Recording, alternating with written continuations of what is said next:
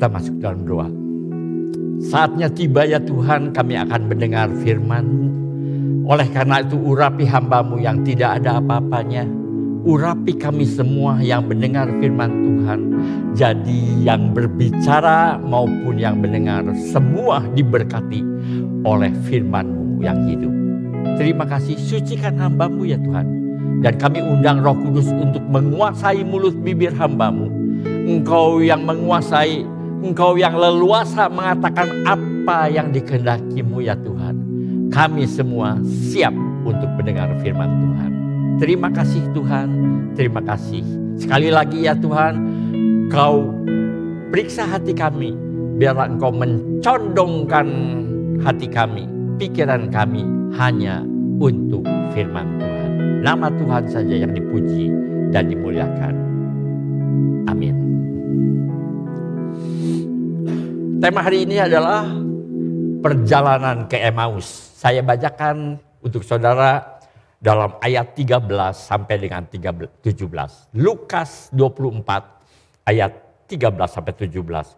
Pada hari itu juga 2 orang dari murid-murid Yesus pergi ke sebuah kampung bernama Emmaus yang terletak kira-kira 7 mil jauhnya dari Yerusalem. Dan mereka bercakap-cakap tentang segala sesuatu yang telah terjadi. Ketika mereka sedang bercakap-cakap dan bertukar pikiran, datanglah Yesus sendiri mendekati mereka. Lalu berjalan bersama-sama dengan mereka. Tapi ada sesuatu yang menghalangi mata mereka sehingga mereka tidak dapat mengenal Dia. Yesus berkata kepada mereka, apakah yang kamu percakapkan sementara kamu berjalan? Apa yang kamu percakapkan? Lihat di ayat 13 yang pertama tadi. Pada hari itu juga 2 orang murid-murid Yesus pergi ke sebuah kampung bernama Emmaus yang terletak kira-kira 7 mil jauhnya dari Yerusalem. Jadi jarak dari Yerusalem ke Emmaus itu kira-kira 7 mil. 7 mil atau ya sekitar 11 kilometer. Biasanya ditempuh dengan jalan kaki. Jalan kaki. Karena jelas saudara waktu itu zaman tidak ada kendaraan, tidak ada motor, tidak ada juga angkot. Paling-paling naik kuda atau ledai. Tapi kebanyakan mereka jalan kaki. Pada hari itu juga hari apa saudara? Hari Minggu waktu itu. Hari Minggu karena Jumat yang lalu Yesus mati di atas kayu salib. Kemudian dikuburkan. Dalam perjalanan ke kampung Emmaus, mereka kedua murid Yesus ini saudara, ngobrol tentang peristiwa yang terjadi. Yaitu tentang penderitaan, penyaliban Yesus sampai akhirnya mati di atas kayu salib. Dan ketika mereka sedang mempercakapkan dan bertukar pikiran tentang peristiwa itu, datanglah Yesus mendekati dan bergabung, berkumpul, berjalan bersama dengan mereka. Saya jadi teringat ayat firman Tuhan yang mengatakan dalam Matius 18 ayat 20. Sebab di mana 2 atau 3 orang berkumpul dalam namaku, di situ aku ada di tengah-tengah mereka. 2 atau 3 berkumpul dalam namaku, artinya 2 atau 3 orang berkumpul membicarakan tentang aku, membicarakan tentang firman Tuhan, maka aku ada di tengah-tengah mereka. Bukankah pada waktu kedua murid Yesus membicarakan tentang Yesus? Dan Yesus hadir di tengah-tengah mereka. Semestinya saudara, mereka tahu yang datang itu Yesus. Tahu saudara, karena bukankah mereka murid Yesus?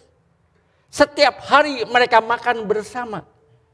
Setiap hari mereka mendengar khotbah Yesus. Berjalan bersama saudara. Berkhotbah dan mengajar di berbagai daerah. Maka artinya malamnya juga mereka tidur bersama. Jadi bagaimana mungkin mereka tidak mengenalnya? Gak mungkin lah mereka gak mengenalnya. Makan, jalan sama-sama, ngedengar pengajaran Yesus. Malam tidur bersama. Kok gak bisa kenal sih? Tapi Alkitab menceritakan ada sesuatu yang menghalangi mata mereka. Sehingga mereka tidak dapat mengenalnya. Apa yang menyebabkan, saudara? Apa yang menyebabkan mereka tidak mengenalnya? Rasanya tidak mungkin, saudara. Siang malam sama-sama Yesus. Tapi ketemu Yesus, dia nggak kenal. Sebenarnya, saudara, karena hati mereka yang begitu berduka, dua murid Yesus. Kematian Yesus telah menggoncangkan hati mereka, menghancurkan harapan mereka, menghancurkan impian mereka, yaitu mengharapkan Yesus menjadi raja untuk membebaskan mereka dari penjajah Romawi. Di otak mereka selalu berpikir Yesus akan jadi raja. Tapi kenyataannya, saudara, harapan mereka hancur. Kenyataannya Yesus mati di atas kayu salib. Mereka begitu kecewa. Impian atau harapan mereka hancur. Saking sedihnya, saudara. Mereka tidak sadar bahwa yang mendatangi mereka adalah Yesus sendiri. Bukan hanya mereka, saudara. Demikian juga Maria Magdalena. Saudara ingat pada waktu Maria Magdalena pagi-pagi benar pergi ke kubur Yesus. Didapati kubur Yesus kosong. Ia berpikir seseorang pasti mengambil mayat Yesus. Hatinya begitu tergoncang.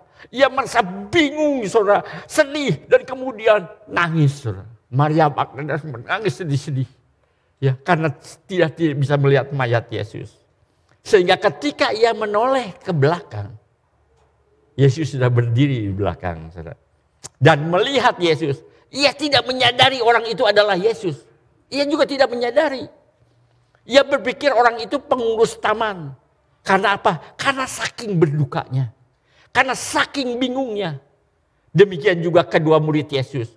Ia tidak menyadari bahwa orang yang mendekati mereka adalah Yesus sendiri. Sampai Yesus memanggil namanya, baru dia tahu itu Yesus.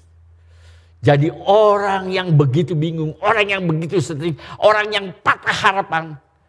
Itu sebenarnya dia melihat, tapi sebenarnya dia tidak melihat. Yesus bertanya, apa yang kamu percakapkan sementara kamu berjalan? Apa yang kamu ngobroli? Mereka berhenti, saudara. Dan dengan muka yang muram, dikatakan di ayat ini, muka yang muram. Mereka menjawab, tidakkah engkau tahu peristiwa yang terjadi di Yerusalem ini? Heran dia. Rupanya hanya kamu, dia berkata kepada Yesus, rupanya hanya kamulah satu-satunya yang tidak tahu peristiwa itu. Kemudian mereka menjelaskan, menerangkan. Ada seorang dari Nazaret namanya Yesus. Ia adalah seorang nabi yang perkataannya berkuasa. Dan ia bahkan mempunyai mujizat. Yang buta melihat, yang lumpuh berjalan, bahkan yang mati pun dibangkitkan kembali. Tapi imam-imam kepala dan pemimpin-pemimpin kami menangkapnya dan menyerahkan kepada pemerintah Romawi agar ia dihukum mati dengan cara disalibkan sampai mati. Padahal kami mengharapkan dialah yang akan membebaskan bangsa Israel dari penjajahan Romawi. Hal itu terjadi pada hari Jumat yang lalu. Dia mati di atas kayu salib, kemudian dikuburkan. Tapi pada hari Minggunya, Yesus berjanji apa? Hari yang ketiga aku kebangkit. Hari ketiga itu hari apa? Hari Minggu, saudara. Tapi pada hari Minggunya, karena hari Sabtu adalah hari Sabat. Dan kalau hari Sabat, kita nggak boleh jalan terlalu jauh, saudara. Makanya nggak ada satupun yang ke kubur Yesus. Karena hari Sabtu adalah hari Sabat. Di mana mereka tidak bisa pergi ke kubur Yesus karena hari Sabat. Mereka yang terdiri dari beberapa perempuan dari kalangan kami telah mengejutkan kami. Dan mereka datang kepada murid-murid yang lain. Ya, pagi-pagi buta mereka, Maria Magdalena juga pergi ke kubur. Dan di sana mereka tidak menemukan mayat Yesus. Kuburnya kosong. Coba kalau dia perhatikan yang benar. Hari yang ketiga Yesus bangkit. Mestinya mereka bersuka cita, saudara. Pada waktu mereka ke kubur Yesus, mereka juga bertemu dengan malaikat-malaikat yang mengatakan bahwa Yesus telah bangkit dan hidup kembali. Ngapain ke sini? Yesus sendiri yang berkata, hari ketiga dia akan bangkit. Tapi mereka ke sana malah sedih sekali karena kubur kosong. Karena apa? Mayat Yesus menurut dugaan mereka dicuri orang.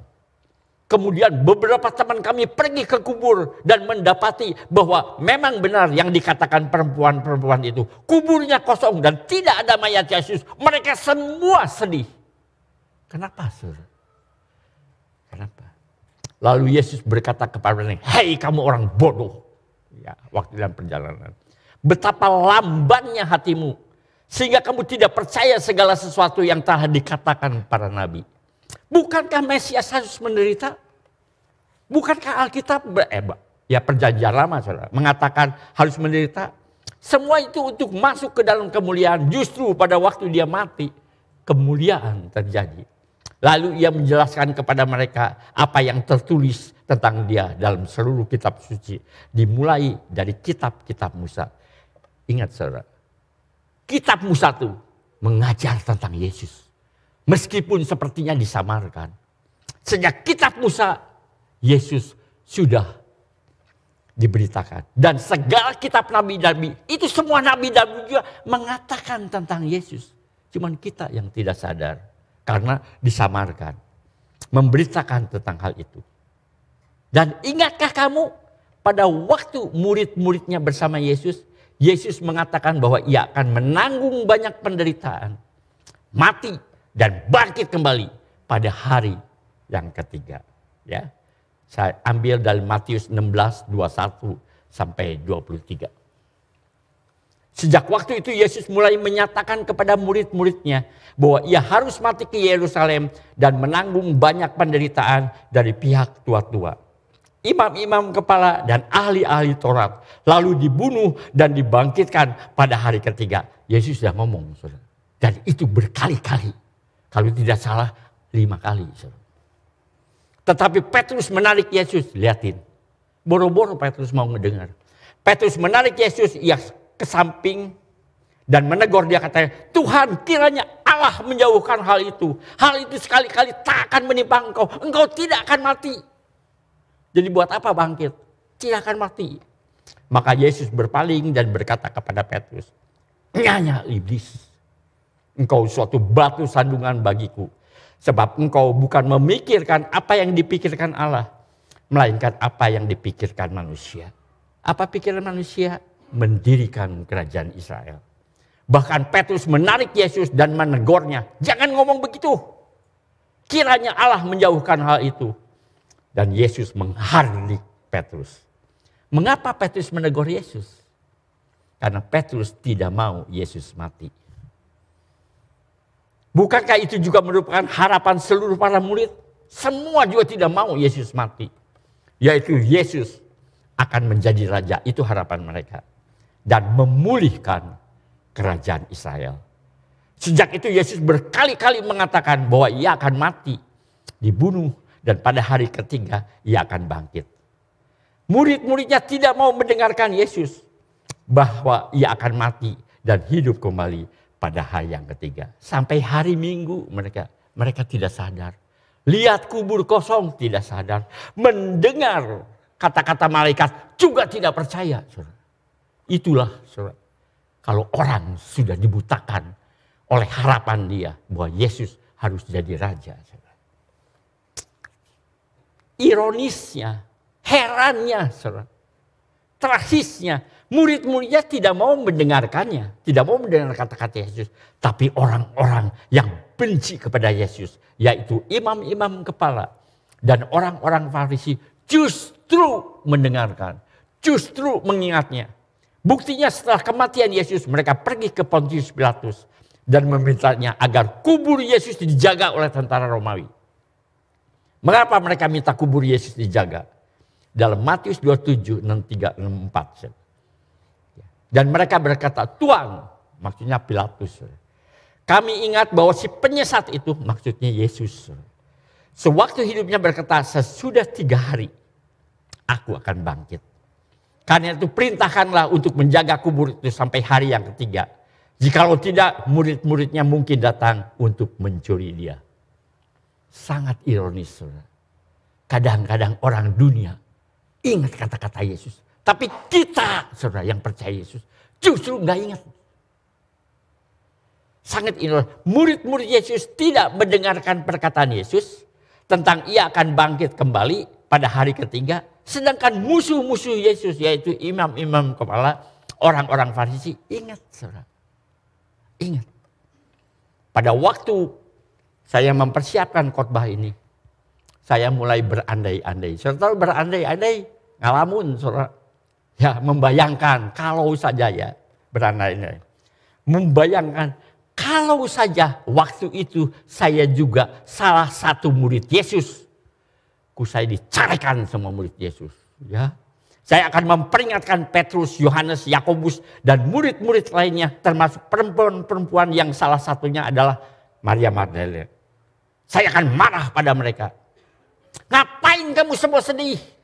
Bukankah kita semua mendengar Yesus berkata dia harus menderita? Mati dibunuh, tapi akan kembali pada hari yang ketiga. Bukankah Yesus mengatakannya berulang-ulang? Sedangkan sekarang kan masih hari Sabtu. Mereka udah sedih. Tapi pada hari Sabtu saja mereka udah bilang. Ya, bahwa mereka tidak ada halangan. Sekarang hari Sabtu masih hari yang kedua. Tunggulah sampai hari yang ketiga, yaitu hari Minggu. Jadi buat apa kita sedih? Ingat, Yesus berjanji pada hari yang ketiga. Kalau sampai hari ketiga, yaitu hari Minggu, kalau kamu ingat, Yesus tidak bangkit kembali, tidak hidup kembali, barulah kita berduka, barulah kita nangis gerung-gerung kayak orang gila. Ya, belum juga hari ketiga, saudara. Belum juga hari ketiga. Mereka sudah sedih sekali. Tunggu sampai hari ketiga. Dan hari ketiga ternyata kubur kosong. Tetapi hal itu pasti terjadi karena janji Yesus ya dan amin. Pasti dia bangkit.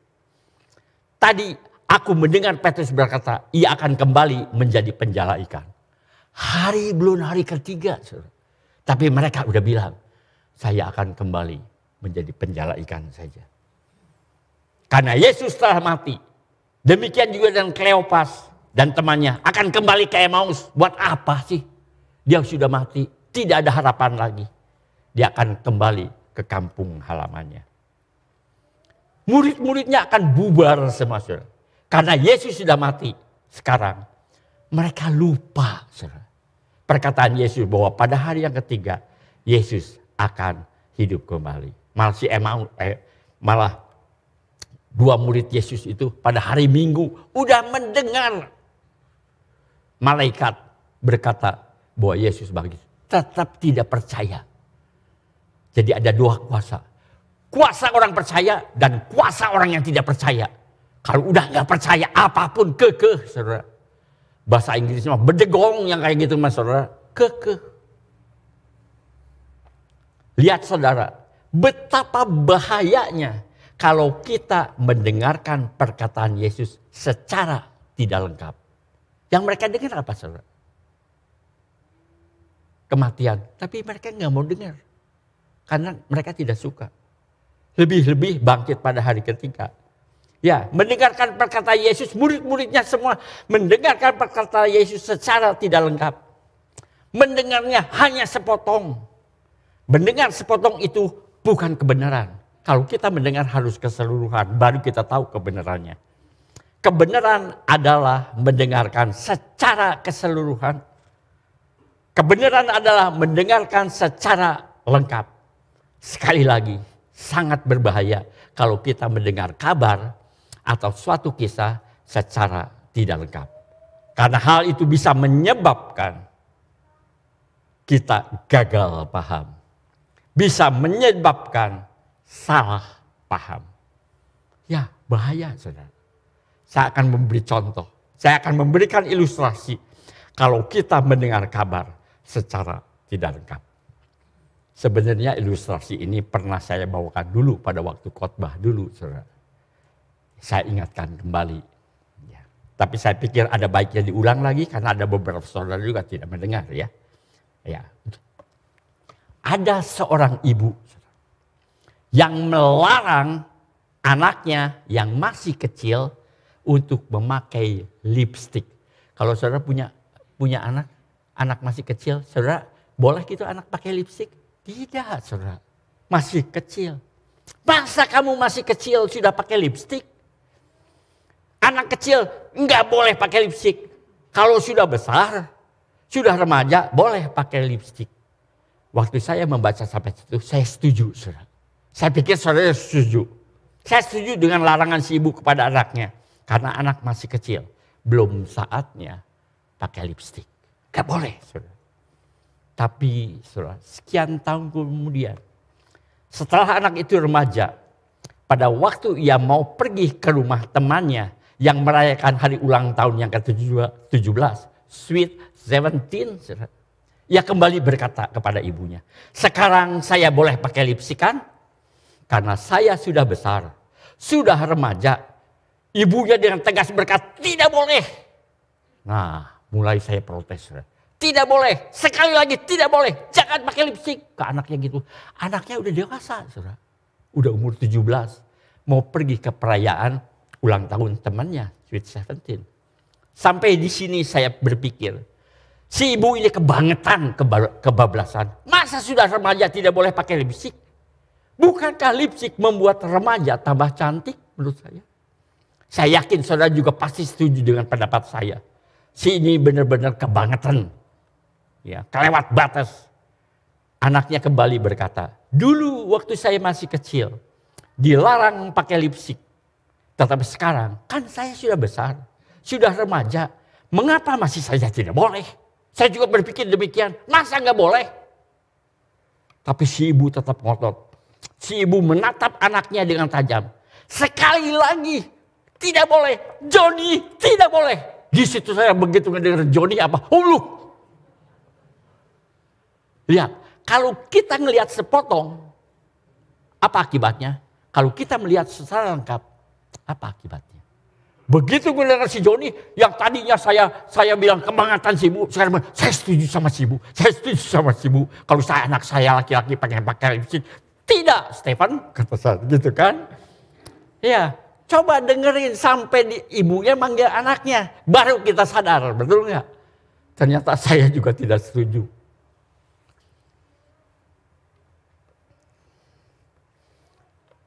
Begitu saya mendengar ibunya berkata kepada anak, Johnny, gak mungkin perempuan, saudara. Atau Mamat, gak mungkin perempuan. Saya sadar dan langsung setuju dengan ibunya.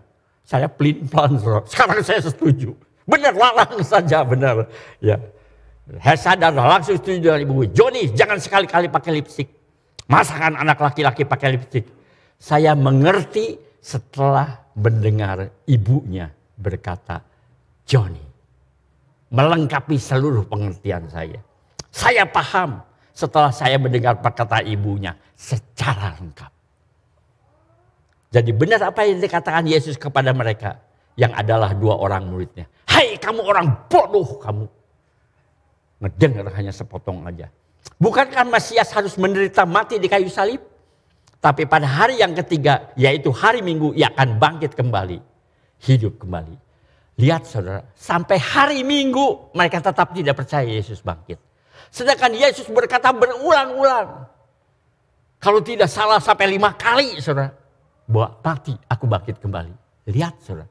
Karena apa? Karena dia mendengar, dia tidak suka Yesus mati. Karena harapan dia jadi raja.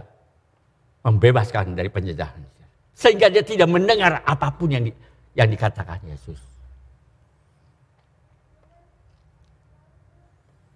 Benar-benar kebangetan. Sekarang kebangetan. Orang Farisi, orang Saduki saja tahu mereka ingat perkataan Yesus. Tapi seluruh murid Yesus, saudara, tidak ada yang ingat tuh. Benar-benar ironis. Benar-benar bodoh. Maka Tuhan bilang, bodoh kamu. Seperti apa yang dikatakan Yesus. Bodoh. Karena apa saudara? Dia hanya ngedengar separuh. Tidak lengkap. Berulang kali Yesus menyatakan ia akan mati tapi ia akan bangkit kembali pada hari yang ketiga. Tapi murid-murid yang mendengarkannya dengan masuk kuping kiri, keluar kuping kanan. Gak didengarkan. Saudara. Yang ada dalam pikiran mereka hanyalah kapan Yesus jadi raja. Kapan Yesus memulihkan kerajaan Israel dengan mengusir penjajah Romawi.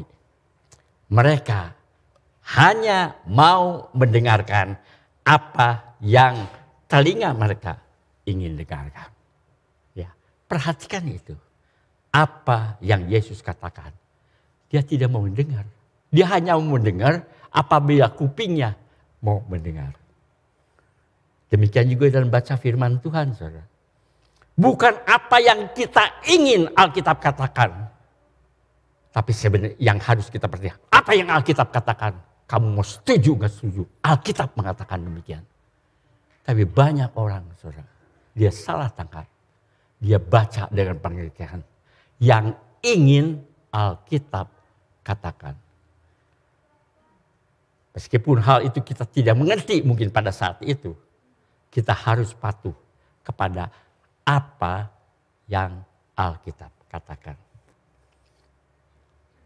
Sebenarnya ketika mereka mendengar kubur kosong, mereka sebenarnya percaya Yesus telah bangkit pada hari ketiga. Udah ini, dan bisa ingat hari Minggu, hari ketiga, Yesus bangkit, buktinya kubur kosong. Mestinya bergembira. Tapi karena mereka mendengarnya sepotong, mereka jadi tidak percaya. Lihat bahayanya orang kalau dia tidak percaya. Yaitu hari Minggu, hari ketiga.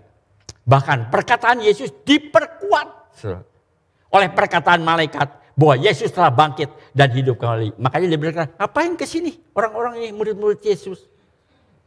Yesus sudah bangkit dan hidup kembali. Malah makin sedih. Si Emmaus malah, orang-orang murid Yesus malah pulang putus asa ke Emmaus. Bukankah itu benar-benar kebangetan?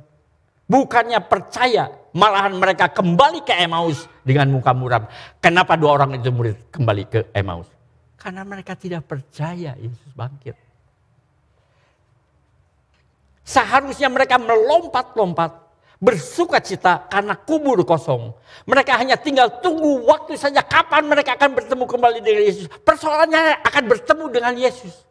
Tapi bangkitnya iyalah. Seperti Yesus katakan, hari ketiga dia akan bangkit. Sekali lagi benar apa yang dikatakan Yesus. Emang murid-muridnya itu bodoh. Dan kita pun sering bodoh. Sering bodoh. Sekarang mari kita perhatikan saudara. Akhir dari cerita itu. Lukas 24, 28 sampai 31. Mereka mendekati kampung yang mereka tuju. Lalu Yesus berbuat seolah-olah hendak meneruskan perjalanannya. Tapi mereka, dua murid Yesus, mendesak katanya. Tinggal bersama-sama dengan kami. Sebab hari telah menjelang malam dan matahari hampir terbenam. Sebentar lagi gelap. Mungkin dia lihat Yesus tidak bawa pelita mungkin semuanya. Udah nginep aja. Nginep katanya. Tinggal sama saya.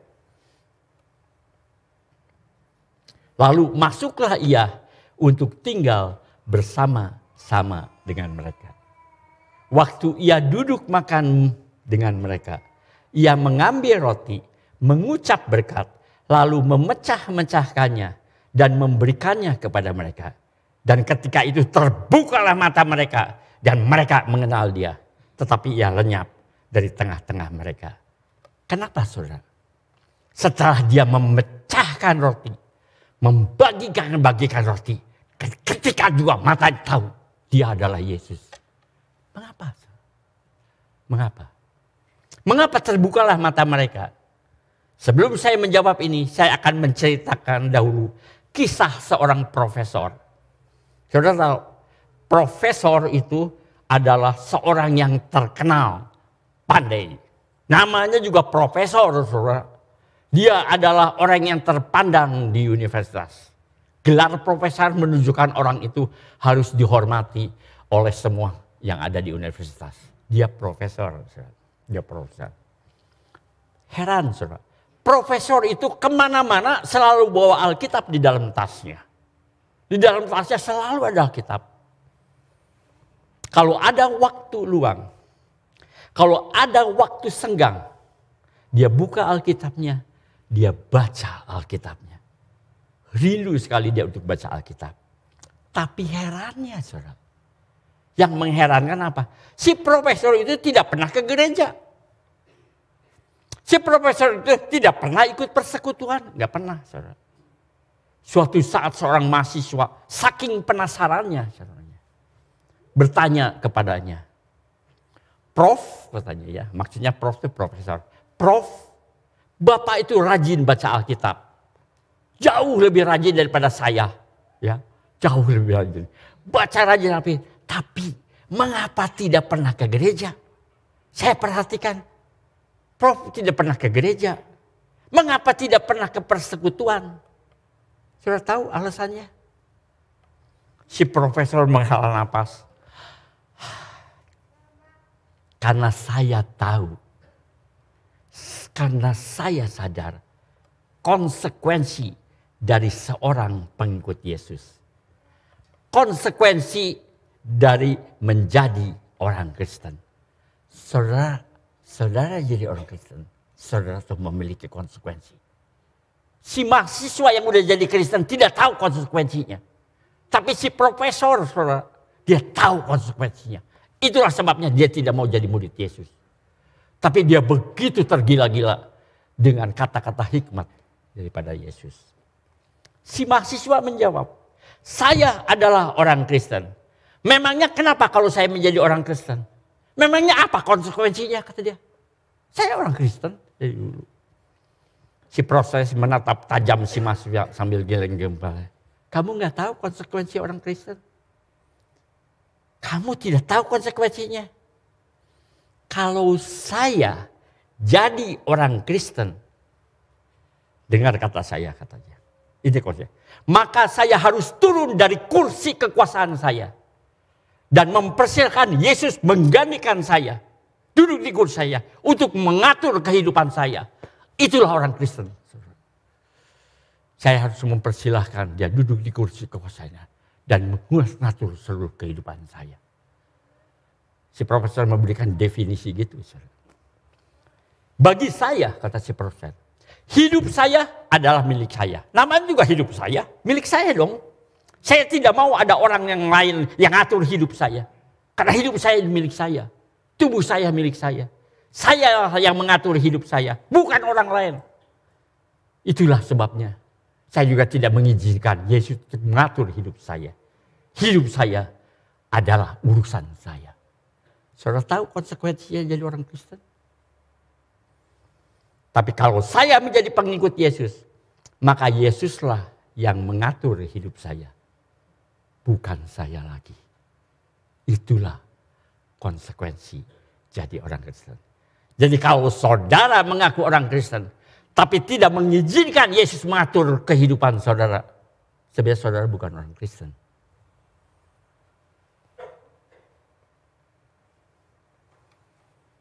Maka Yesuslah yang mengatur hidup saya, bukan saya lagi. Dan itu yang saya tidak mau.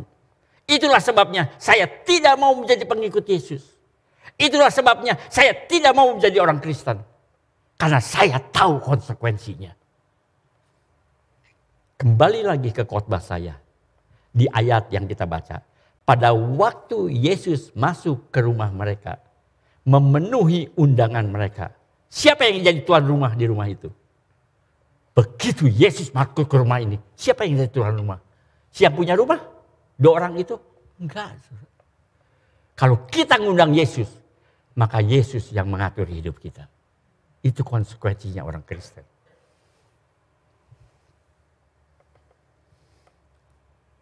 Siapa yang memecahkan roti? Siapa yang membagikan roti kepada mereka? Siapa, saudara? Bukankah Yesus adalah tamu? Jelas Yesus adalah tamu yang diundang. Tapi Yesus bertindak sebagai tuan rumah. Yesus yang mengatur. Itulah orang yang percaya Yesus. Dia harus mempersilahkan Yesus mengatur hidup dia. Si profesor tahu konsekuensinya. Tapi banyak orang Kristen tidak tahu. Saudara. Tidak tahu. Begitu percaya Yesus, mengundang Yesus dalam hatinya. Mulai saat itu Yesus yang mengatur seluruh kehidupan kita. Bagi saya, baguslah Yesus mengatur hidup saya. Karena kalau saya ngatur hidup saya mah jelek, saudara, sering salah. Ya, sering salah. Mengundang Yesus ke dalam hati kita artinya mempersilahkan Yesus mengatur seluruh kehidupan kita. Saudara tidak mau diatur, jangan jadi orang Kristen. Saudara. Persis seperti si profesor. Dia hanya baca kata-kata hikmat daripada Yesus. Dalam Lukas 24 ayat 30-31. Waktu ia duduk makan dengan mereka, ia mengambil roti, mengucap berkat, lalu memecah-mecahkannya. Setelah itu memberikannya kepada mereka. Bukankah itu tugas tuan rumah? Dan Yesus mengambil alih. Karena mereka mengundang Yesus. Ketika itu terbukalah mata mereka. Dan mereka pun mengenal dia. Murid-muridnya tahu, saudara. Kalau Yesus ada di antara mereka, Yesus yang mengatur. Maka dia kena tercelik matanya. Pasti Yesus. Karena salah satu ciri khas kita, saudara, adalah mempersihkan Yesus mengatur hidup kita. Mengundang Yesus dalam rumah kita adalah sama dengan mempersilakan Yesus menjadi tuan rumah dalam rumah mereka. Hal itu yang mencelikan mata hati mereka. Menyadarkan mereka orang itu adalah Yesus. Langsung dia kenal itu Yesus. Bukankah dalam 1 Korintus 6 mengatakan kamu bukan lagi milik kamu sendiri. Pada waktu kamu percaya Yesus. Pada waktu kamu menyerahkan hidupmu kepada Yesus. Kita bukan milik kita sendiri. Yesus yang mengatur miliknya. Dalam 1 Korintus 6 ayat 19 ayat 20. Dan bahwa kamu bukan milik kamu sendiri. Sebab kamu telah dibeli dan harganya telah lunas dibayar. Karena itu muliakanlah Allah dengan tubuhmu. Dan Lukas 24, 32 sampai 35. Kata mereka seorang kepada yang lain, bukankah hati kita berkobar-kobar ketika ia berbicara dengan kita di tengah jalan. Dan ketika ia menerangkan kitab suci kepada kita. Lalu bangunlah mereka dan terus kembali ke Yerusalem. Di situ mereka mendapati ke-11 murid itu. Mereka sedang berkumpul bersama dengan teman-teman mereka. Kata mereka, sesungguhnya Tuhan telah bangkit, telah menampakkan diri kepada Simon. Lalu kedua orang itu menceritakan apa yang terjadi di tengah jalan. Dan bagaimana mereka mengenal dia pada waktu ia memecah-mecahkan roti. Sebelumnya, saudara, kedua murid Yesus meninggalkan Yerusalem menuju ke Emmaus. Kenapa dia meninggalkan? Ketika itu mereka tidak percaya Yesus bangkit atau hidup kembali. Muka mereka muram. Tapi setelah mereka percaya Yesus bangkit dan hidup kembali, dia tahu baru saja dia akan mengundang Yesus. Mereka meninggalkan Emmaus. Pergi ke Yerusalem. Sekarang terbalik, saudara. Bukan dari Yerusalem ke Emmaus. Tapi dari Emmaus ke Yerusalem. Meskipun hari itu sudah malam. Meskipun hari itu sudah gelap. Mereka tidak peduli lagi. Mereka begitu bersukacita. Gelap-gelap dia pergi. Sedangkan dia ngelarang pada orang. Yesus jangan teruskan. Hari sudah gelap. Tapi lihat, saudara. Sebelum percaya dan sesudah percaya. Itu kontras. Meskipun gelap dia gak peduli. Aku harus ke Yerusalem. Gelap-gelap juga. Malam-malam juga kejalan. Karena apa? Pada waktu kita percaya Yesus, hidup kita berubah. Hidup mereka berubah. Sejak mereka mengundang Yesus masuk ke dalam rumahnya, hatinya berubah. Dia mengenal itu Yesus. Artinya Yesus bangkit dan hidup kembali. Mereka berubah. Dan salah satu pesan saya di sini, saudara. Apa artinya kita percaya Yesus? Percaya Yesus. Artinya mengundang Yesus masuk ke dalam hati kita. Dan kalau Yesus ada dalam hati kita, kita tidak mengatur hidup kita lagi. Yesus yang mengatur hidup kita. Itulah saudara. Itulah resikonya. Itulah konsekuensinya. Kalau kita mengundang Yesus, maka Yesus nggak mungkin datang sebagai tamu. Yesus datang sebagai tuan rumah. Dia mengatur seluruh hidup kita. Dan ingat pesan saya lagi. Kalau mendengar baca firman Tuhan. Jangan secuplik. Jangan sepotong. Lihat secara lengkap. Lihat secara lengkap. Ya, dan ingat saudara sekali lagi. Si profesor. Dia tidak mau jadi orang Kristen. Karena hidupnya tidak mau diatur oleh Yesus. Amin. Saya undang saudara bangkit berdiri. Bapa kami yang ada di surga. Biarlah firman-Mu Kau meteraikan dalam hati kami. Sekarang kami sadar ada perbedaan besar antara orang yang percaya Yesus dan orang yang tidak percaya Yesus. Orang yang mengundang Yesus dan orang yang tidak mengundang Yesus. Mengundang Yesus, percaya Yesus artinya mempersilahkan Yesus mengatur hidup kita. Bukan kita lagi yang mengatur hidup kita, tapi Yesus yang mengatur hidup kita. Biarlah mulai hari ini, kalau kami mendengar firman Tuhan, kalau kita mendengar kebenaran, jangan sepotong, tapi lihat keseluruhan. Sehingga kita tidak gagal paham, kita tidak salah paham. Contoh, maksud saya, jangan contohlah murid Yesus yang hanya mau mendengarkan apa yang telinga mereka mau mendengarkan. Kalau Yesus berkata, dengarkan perkataan Yesus. Bukan dengarkan apa yang ingin kami Tuhan berkata. Bukan. Yesus tidak bisa diatur. Apa yang dikatakan Yesus, itu yang harus kita taati. Terima kasih Tuhan. Terima kasih. Biarlah perjalanan ke Emmaus ada hubungan dengan kehidupan kita semua secara pribadi. Dan biarlah perjalanan ke Emmaus menyadarkan kami bahwa kalau kami mendengar keseluruhannya, kami akan percaya dan tidak akan berduka. Sehingga Petrus berkata, dia akan jadi penjala ikan lagi. Dia akan kembali ke Emmaus dan banyak hal. Dengarkan secara lengkap dan kami akan teguh. Dengarkan sepotong dan kami akan jatuh. Terima kasih Tuhan, terima kasih. Meteraikan ini dalam hati kami. Sehingga kami tidak gampang diputar balikan fakta oleh si iblis. Terima kasih Tuhan, terima kasih. Kami akhiri ibadah ini dengan penuh rasa syukur hanya dalam satu nama, Yesus Kristus, Juru Selamat dan Penebus kami yang hidup. Amin. Dan sekarang saudara, marilah kita angkat tangan kita.